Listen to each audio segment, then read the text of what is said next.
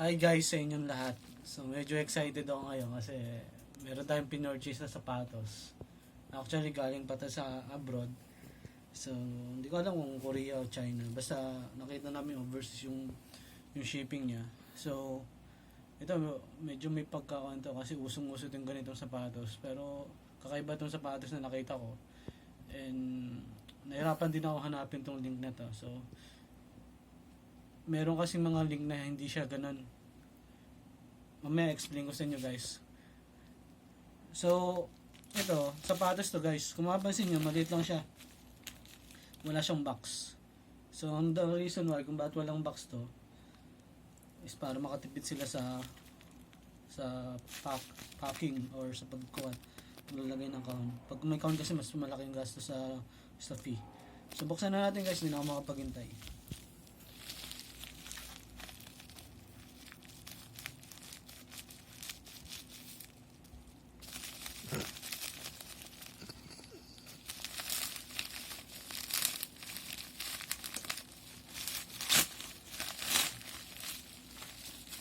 Guys,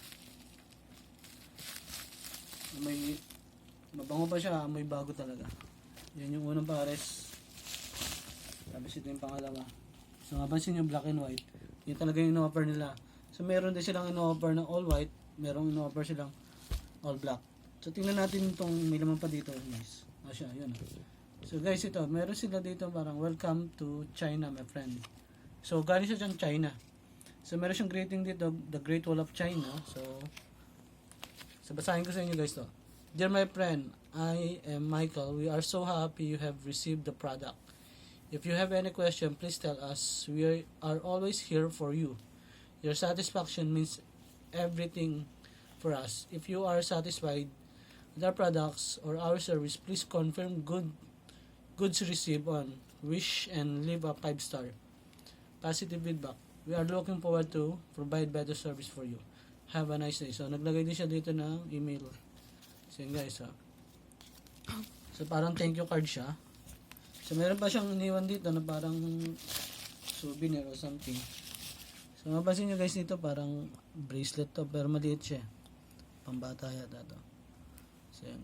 Pwede rin naman siya ilagay as kitchen, pero yun, meron siyang fish dito. So, traditional na pang Chinese na one. Good luck. Yan. So yan, pwede mo ilagay siya dito. Pwede mo siyang ipasok doon para nag-lock doon sa kamay mo. So punta na tayo sa product. So makita nyo to guys. So, yun yung pinaka-design nila. So meron dyan. So off-white yung nakalagay. Pag sinearch mo to sa Lazada, iba yung lalabas. Low-cut yung lalabas. So nahirapan ako hanapin to kasi nakikita ko usual is yung low cut. So ito high cut siya. So yan, meron siyang parang strap dito. So yan. Maganda yung design niya, parang pang K-pop. So meron siyang strap dito. Yan, pwede mo siyang adjust. So yung swelas niya ganyan. So tingnan naman natin yung black. So check natin. So yan. So design talaga niyan na uso naman talaga kahit sa NBA shoes na magkaiba yung kulay. Huwag na magkaiba yung design. So masyado awkward na yun. So yan, maganda rin yung black. So yan, maganda yung likod. So ngayon guys, lalagay ko yung link sa baba kung talagang interesado kayo sa item na to. Kasi mahirapan kayong mahanap to kasi nakita ko lang to sa ka-Facebook ko. So sinend niya sa akin yung link kasi nung hinanap ko yung off-white na shoes, iba yung lumalabas. Also same yung one pero low cut siya. So ito high cut. So may mas dating siya. So bagay ito sa mga jagger na pantalon. So try natin guys. Tara guys, silipin nyo. Sukat natin. Kung ano magiging itsura. So kung masikip siya, pwede mo paluwagan dito. Yan. Para ma-stretch mo.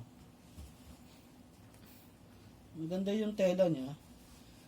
Hindi siya yung typical na bibili natin sa Divisoria or sa market na class A ba. So yan, pwede mo i-strap siyang ganyan. Balik mo lang doon. Nakalock na siya dyan. Yan. So kung naka-jagger kayo, Pwede siya. Tapos pwede mo siya itali dito. So may lock siya dito. May itali pa siya dito. So try natin guys yung kabila, yung black.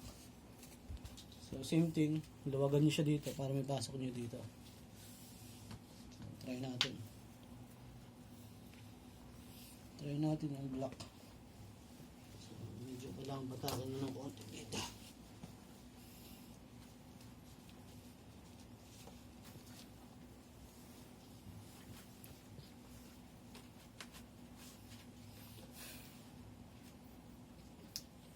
So yun, pasok nyo ulit guys yung pinaka-strap nya.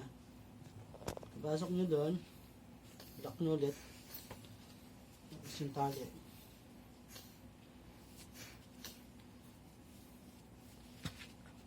So guys, yun yung pinaka-porma nya. So makikita nyo kung naka-jagger siya.